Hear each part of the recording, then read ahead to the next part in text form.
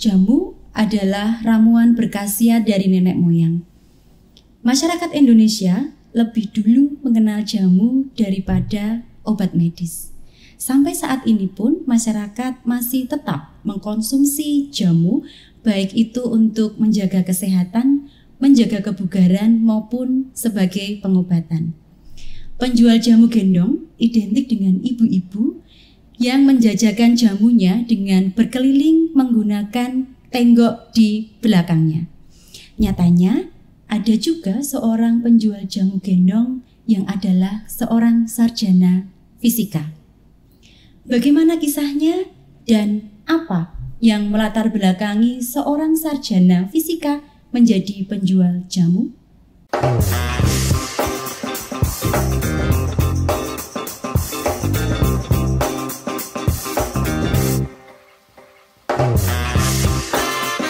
Community Development Bethesda Podcast. Sobat Sidi Bethesda, kembali lagi bersama dengan saya Denny dalam Community Development Bethesda Podcast.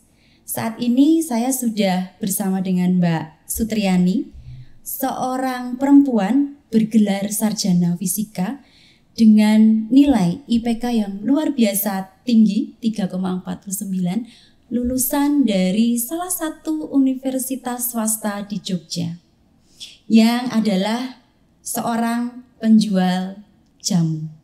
Apa kabar Mbak Sutriani? Ya, kabar saya sehat, alhamdulillah. Alhamdulillah sehat ya Mbak ya. Terima kasih sekali Mbak Sutriani sudah berkenan hadir di Sidi Bethesda ini. Ya. Dan mungkin saya manggilnya Mbak Tri saja ya, biar lebih akrab dan lebih dekat gitu ya Mbak Tri. Oke Mbak Tri, seperti yang saya sampaikan di awal tadi bahwa Mbak Tri ini adalah seorang sarjana fisika ya Mbak ya. Nah, pertanyaan saya ini Mbak, kenapa kok Mbak Tri ini mau berjualan jamu? Apa sebenarnya yang melatar belakangi Mbak Tri ini bersedia? Akhirnya kok oke, saya berjualan jamu. Apa yang melatar belakangi Mbak? Yang melatar belakangi saya jualan jamu itu berangkat dari kondisi ekonomi keluarga ya Mbak ya. Saya dulu kan orang kurang mampu. Jadi saya sekolah SMK dulu itu diterima di UNY sebenarnya. Tapi karena orang tua saya itu nggak mampu, terus kemudian saya coba ke universitas swasta ya. Jadi biar dapat beasiswa seperti itu Mbak. Terus saya kuliah dengan harapan kalau pendidikan tinggi itu mampu merubah keadaan ekonomi keluarga saya. Seperti itu. Tapi kenyataannya ya Mbak, setelah saya lulus itu ternyata kok mencari pekerjaan itu sulit. Berbekal prestasi baik pun tidak lantas saya terus dapat pekerjaan seperti itu Mbak. Jadi saya terus berpikir ambil jalur, maksudnya saya tak jualan jamu aja, meneruskan usaha keluarga saya seperti itu Mbak. Itu di tahun berapa Mbak saat mencari pekerjaan dengan predikat sarjana fisika dengan IPK yang tinggi, kemudian susah untuk melakukan pekerjaan itu di tahun berapa? Itu di tahun, saya kan wisuda 2014. Jadi 2014. Awal 2015 saya sudah mulai mencari pekerjaan. Seperti itu. Dan itu sampai sekarang juga ini ya Mbak, belum tidak ada pekerjaan yang kantoran misalnya gitu. Itu belum ada atau memang tidak mau ya Mbak? Belum. Nah, setelah saya jualan jamu itu Mbak ada pengalaman menarik ya Mbak. Pelanggan saya ini iseng, jadi saya jualan jamu diminta untuk datang ke rumahnya. Ternyata saya ini diwawancara loh Mbak dari ini koran, dari Kedaulatan Rakyat waktu itu. Terus saya ini mungkin pelanggan saya ini tahu kalau saya ini sarjana dan punya tujuan baik biar saya ini dapat pekerjaan yang sesuai dengan lulusan saya seperti itu Mbak. Tapi kenyataannya ya setelah saya sempat Mbak viral ya di media sosial. Sempat viral ya ternyata ya. Di tahun itu ya Mbak, di tahun 2015 itu saya dicari wartawan, maksudnya untuk diekspos seperti itu ya. Saya malu-malu, saya nggak mau ya Mbak. Bukan tujuan saya seperti itu. Sebenarnya saya ini lebih ke natural jualan jamu seperti itu. Tapi ya saya coba tanggapi karena saya merasa itu mungkin bagian dari pengalaman saya. Kalau saya nggak sarjana kan nggak mungkin toh jualan jamu kok di Viralkan gitu ya. seperti itu. Tapi terus banyak sekali Mbak tawaran kerja dari perusahaan swasta seperti itu, banyak yang nawarin kerja ya walaupun belum menunjukkan gajinya itu berapa, tapi saya berpikir saya tetap pengen jualan jamu seperti itu, sudah senang seperti itu Mbak jualan jamu. Terus ada tawaran satu yang menarik itu di UII ya Mbak ya, mungkin saya berpikir wah itu yang paling tawaran tertinggi, maksudnya kan di universitas saya wah jadi dosen seperti itu. Tapi ternyata saya berangkat berapa ya 2 atau 3 kali ya waktu itu Mbak, saya resign, saya coba resign itu nggak boleh karena mereka menyarankan untuk tetap di sana karena mungkin jenjang karirnya lebih oke seperti itu. Tapi saya mungkin ini udah nggak serg ya Mbak dengan apa ya, karakter pendidik saya kok kayak merasa udah hilang ketika di bangku formal seperti itu. Jadi saya tetap jualan jamu seperti itu Mbak. Jadi dulu saya. Mbak Tri ini sarjana pendidikan ya? Iya. Sarjana pendidikan di salah satu universitas swasta di Jogja, dengan beasiswa gitu ya? Iya, saya berangkat dari beasiswa karena memang keluarga saya ini kurang mampu Mbak. Jadi ya itu tadi saya berpikir kalau pendidikan tinggi, saya dapat pekerjaan yang bagus, bisa meningkatkan keluarga saya, ekonomi keluarga seperti itu. Oke. Nah, tadi sudah diceritakan bahwa keluarga Mbak Tri ini adalah keluarga yang berlatar belakang penjual jamu. Iya. Nah, Mbak Tri ini kan sarjana fisika gitu. Iya. Awalnya kan nggak tahu tentang jamu, yang dipelajari kan bukan jamu gitu ya. Iya. Mbak Tri ini belajar dari mana? Selain dari ibu ya? Iya. Sebagai penjual jamu itu belajar dari mana Mbak? Ya, saya kan waktu keliling jualan jamu itu sempat ditanya, Mbak jamunya dari Kiringan ya, seperti itu. Terus saya kan ada rasa penasaran, oh ternyata desa Kiringan itu desa yang terkenal jualan jamu. Lantas saya ke sana Mbak untuk apa ya, belajar jamu di sana seperti itu ya, untuk menambah wawasan. Jadi ketika saya jualan jamu, menjajakan jamu, ditanya Mbak jamu ini, jamu itu, seperti itu saya punya mengantongi wawasan seperti itu. Jadi saya lebih leluasa, lebih pede seperti itu Mbak jualan jamu. Oke, berapa lama Mbak belajar di Kiringan itu? Ya hanya 1 hari aja Mbak untuk ngobrol-ngobrol dengan Pak Sutris itu jualan jamu. Kalau beliau kan memang jamunya itu lebih ke modern ya, jadi sudah instan seperti itu. Tapi kalau saya kan tetap ingin mempertahankan yang tradisional. Jadi proses pembuatannya pun lain, tapi kan saya hanya ingin menambah wawasan dari segi macam-macam jamu itu apa aja seperti itu. Dan rempah-rempah itu kan sangat banyak ya Mbak ya variannya. Jadi kalau saya pergi ke sana, Pak Sutris itu kan lebih tua, jadi identik lebih tahu, lebih paham varian-varian rempah seperti itu Mbak. 1 hari belajar di Kiringan tapi sudah bisa membuat jamu. Sekian banyak, luar biasa loh Mbak. Iya, soalnya ya itu sudah berbekal dari orang tua saya waktu kuliah kan juga saya sudah ikut membantu sebelum pergi kuliah itu saya suka membantu dulu seperti itu. Meskipun belum berkeliling ya Mbak jualan jamunya di tahun itu ya. Iya, saya juga sempat bilang sama ibu saya dulu besok nggak mau ya jualan jamu seperti itu. Tapi kok kenapa ya pada akhirnya saya malah mendalami. Malah ini ya menggeluti jamu tradisionalnya ya Mbak ya. Iya. Nah Mbak Tri, selama berjualan itu kan berarti mulainya 2015 ya? Iya. Sekarang berarti sudah sekitar 8 tahun. Iya.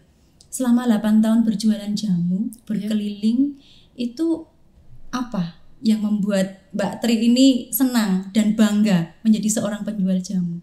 Ya, banyak pengalaman ya Mbak waktu jualan jamu itu. Jadi dari segi pendidikan saya tidak lepas hilang ketika saya jualan jamu itu, tidak. Karena ketika anak dari pelanggan saya ada yang kesusahan minta PR matematika seperti itu, saya kadang diminta tolong gitu. Jadi saya juga merasa masih bisa bermanfaat ilmu saya seperti itu. Terus dari segi sosial lainnya itu ada juga yang ketika sakit terus minum jamu saya merasa lebih enak. Misalnya batuk minum 2 kali 3 kali reda batuknya. Terus anaknya yang ini susah makan seperti itu, dengan saya kenalkan jamu yang manis, jadi dia mau minum seperti sendiri, nggak usah dicekok itu Mbak.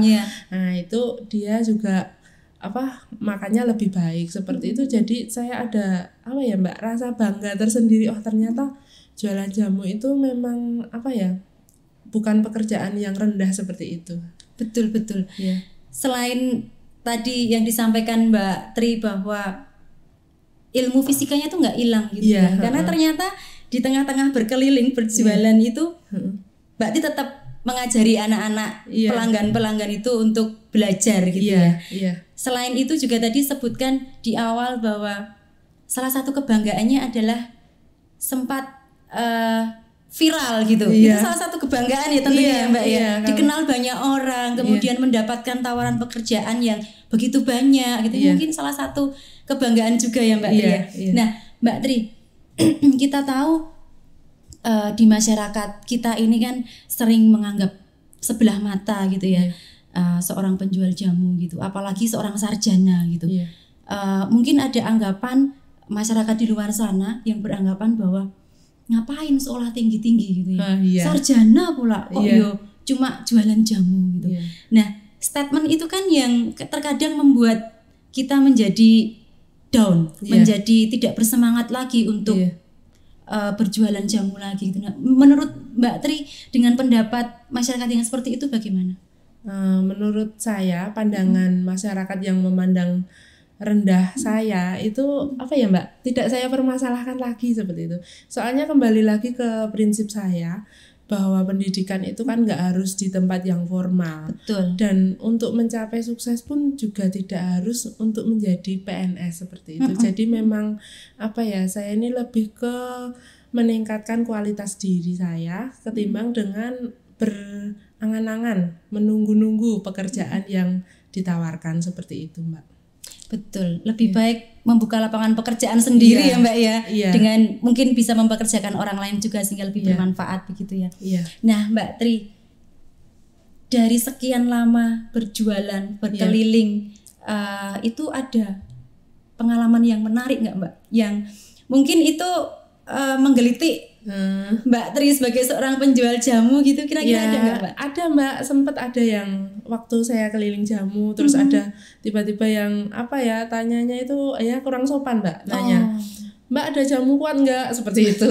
Jamu kuat itu apa maksudnya Mbak? Jamu kuat lelaki misalnya seperti itu. Tapi saya juga jawabnya karena saya ini merasa orang pendidikan, jadi saya menanggapinya dengan positif. Maksudnya saya bilang dengan badan yang sehat pasti kita kuat seperti itu. Betul. Jadi untuk minum jamu itu nggak harus nunggu sakit dulu. Jadi memang kita harus sebaiknya minum jamu rutin, lalu kita dapat badan yang sehat. Nah pasti di situ kuat. Seperti itulah. Di mana tubuh kuat, disitulah kita sehat. Atau kebalik ya Mbak. Kebalik Mbak. Mbak Tri. Ada nggak komentar-komentar positif selama berjualan jamu dari pelanggan-pelanggan, misalnya dengan minum jamu ada satu penyakit yang akhirnya sembuh gitu, terus sakit ini sembuh dengan minum jamunya Mbak Tri gitu, ada nggak Mbak? Ada Mbak, ya itu tadi lebih ke misalnya gejala batuk seperti itu, dengan minum jamu 2-3 kali nanti reda. Terus ada anak kecil yang susah makan seperti itu, saya beri jamu yang manis sehingga dia meningkatkan nafsu makan seperti itu Mbak. Ada juga yang anaknya mencret. Kalau masih selagi ibu masih menyusui itu anaknya itu saya rasa lebih sehat ya Mbak. Jadi ibunya nanti dikasih jamu, nanti anaknya ikut sehat seperti itu. Jadi tidak langsung ke bayinya minum jamunya, tapi lewat dari ibunya. Lalu nanti ke ASI seperti itu. Mbak Tri, dari sekian banyak jamu yang dibuat oleh Mbak Tri, ada nggak jamu yang paling laris gitu? Ya sejauh ini yang paling laris itu langganan itu uyup-uyup. Jadi ibu menyusui itu paling laris satu karena dari segi kebutuhan kan itu bisa masuk primer ya dengan minum jamu, ASI jadi kental, lancar. Kan jadi ibu nggak usah beli susu seperti itu sebenarnya. Lebih hemat dan sehat. Iya. Nah, Jadi itu. uyup-uyup itu jamu khusus untuk ibu yang menyusui ya Mbak ya. Iya, itu yang paling laris kalau Paling dari laris. segi manfaat. Tapi kalau dari segi seger-seger ya nggak kalah dengan minuman yang kekinian itu ya kunir asem, beras kencur seperti itu juga betul. nggak kalah ini ya Mbak, nggak kalah laris lah. Selain menyegarkan juga banyak manfaatnya tentunya ya Mbak ya. Iya. Oke Mbak Tri, tadi kan sudah berbicara tentang pengalaman yang positif ya. Iya. Banyak pelanggan yang berkomentar positif tentang jamu-jamunya Mbak Tri ini. Iya. Nah, ada nggak sih pelanggan yang berkomentar negatif nih tentang jamunya Mbak Tri selama 8 tahun ini? Ada nggak Mbak? Ya, kalau masalah jamu komentar negatifnya sementara nggak ada ya Mbak ya, belum ada. Tapi ya semoga nggak ada. Semoga cocok aja itu. Termasuk nggak ada komplain ya Mbak selama ini ya. Iya, Misalnya habis minum jamunya Mbak Tri kok malah perutnya mules gitu, nggak ada ya? Enggak ya, cuman kadang ya ngeledekin, kok nggak kerja aja Mbak, masih jalan jamu ya biasa. Itu kan bukan suatu kalimat yang saya permasalahkan ya. Mungkin juga itu motivasi mereka ya. Jadi biar saya ini tetap ingat Semangat. sama ilmu saya gitu seperti itu. Tapi tidak merubah keyakinan saya untuk ini mantap jualan jamu, sebenarnya seneng itu. Betul. Oke, Mbak Tri, Mbak Tri ini kan sudah berjualan jamu sejak 2015. Iya. Nah, apa yang membuat jamunya Mbak Tri ini tetap bertahan sampai sekarang dan pelanggannya itu nggak lari ke penjual jamu yang lain? Itu resepnya apa Mbak? Ya mungkin ini Mbak, jamu yang saya buat ini saya buat dengan cara yang manual, jadi mungkin hasilnya juga lebih alami, dan juga bahan-bahannya itu saya ambil alami Mbak, tanpa rasa pemanis buatan dan tambahan bahan kimia lainnya. Jadi saya memang melestarikan ini yang tradisional. Jadi dari segi cara membuatnya sampai bahannya saya ambil yang alami seperti itu. Jadi dengan harapan khasiatnya pun tetap lestari seperti itu. Tetap terjaga ya Mbak ya. Iya. Nah, Mbak Tri, jamu ini kan terkenalnya, identiknya itu kan ibu-ibu atau yang tua gitu yang mengkonsumsi gitu ya. Nah, menurut Mbak Tri, inovasi apa yang akan dibuat Mbak Tri atau yang sekarang sudah dilakukan sehingga jamu ini dikonsumsi, diminati oleh banyak orang, tidak hanya kalangan orang tua saja, sehingga jamu ini tetap lestari, tetap diminati oleh generasi-generasi muda sekarang maupun generasi-generasi yang akan datang? Sejauh ini yang saya lakukan ya Mbak ya, untuk melestarikan jamu itu ya dengan mengenalkan jamu itu sendiri ke anak kecil. Jadi ketika anak umur 1 tahun itu sudah saya kenalkan jamu dengan rasa yang manis, tentunya tidak bikin kapok seperti itu Mbak. Jadi nanti ketika anak itu sudah mulai cocok sama rasanya, pasti dia minta terus sama ibunya seperti itu. Jadi ya semoga kedepannya tetap lestari ya, jamu nggak hilang, nggak kalah dengan minuman-minuman yang sekarang ini banyak sekali variannya seperti itu. Nah, itu yang menjadi bayangan saya. Jadi jamu itu kan identik dengan rasa yang pahit gitu ya. Iya. Dan banyak anak-anak yang pada akhirnya tidak mau minum jamu karena rasanya yang pahit. Tadi sudah disampaikan oleh Mbak Tri bahwa jamu itu sebenarnya bisa dibuat manis gitu ya Mbak ya. Dan itu yang pada akhirnya membuat anak-anak itu tertarik untuk minum jamu. Nah, Mbak Tri, kalau boleh tahu nih, jamu itu kan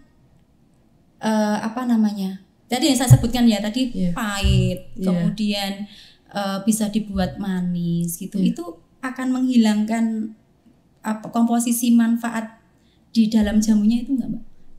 Sejauh ini kalau rasa manis itu alami dari gula ya tentunya tidak ya Mbak ya, kecuali memang dia itu sakitnya diabetes lain lagi ya Mbak ya.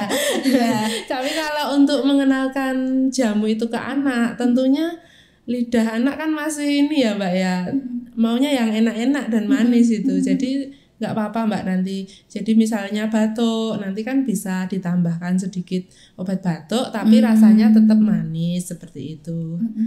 Ya. Ada ini nggak Mbak Tri ini berjualannya kan hanya berkeliling ya? Ya. Ada tempat khusus nggak Mbak? Semacam warung khusus jamu gitu yang Mbak Tri buat? Ya sejauh ini kan masih berkeliling ya. Semoga kedepannya di rumah besok ada apa ya, kafe jamu misalnya. Seperti itu. Itu ya. Karena rumah saya kan kebetulan depannya itu jalan raya ya Mbak ya. Semoga lah besok ada di situ kafe kecil lah, bisa untuk menjajakan jamu supaya apa ya, jamu itu ada kesan enak, manis dan tetap lestari seperti itu. Betul. Jadi banyak generasi-generasi muda yang akan datang minum jamu, menikmati jamu selain minuman-minuman yang kekinian lainnya ya Mbak. Iya. Oke Mbak Tri, ada pesan dan kesan untuk Sobat CD Bethesda? Pesan dan kesan untuk Sobat CD Bethesda, saya mewakili sarjana di luar sana. Mungkin saya ini satu dari banyak lulusan sarjana di luar sana yang masih nganggur, tetap semangat. Kita memang harus meningkatkan kualitas diri tinimbang menunggu sesuatu yang belum pasti seperti itu. Jadi kalau bisa kita menciptakan pekerjaan itu dari diri kita sendiri. Untuk masyarakat di luar sana, jangan menunggu kita sakit baru minum jamu, tapi dengan badan yang sehat, kita rutin minum jamu, kita akan menjadi lebih kuat seperti itu. Terima kasih. Mbak Tri, terima kasih sekali lagi sudah bersedia hadir dan berbagi pengalaman bersama-sama Sobat CD Bethesda, yang tentunya pengalaman-pengalaman Mbak Tri ini akan menginspirasi kita semua. Ya. Sukses untuk Mbak Tri, sukses untuk produksi jamunya, tetap semangat dan terus berkarya. Iya, terima kasih. Sobat CD Bethesda, hari ini kita sudah banyak belajar tentang pengalaman dari Mbak Tri, bahwa berkarya itu tidak harus di depan komputer, di depan laptop dengan pakaian rapi dan juga berdasi.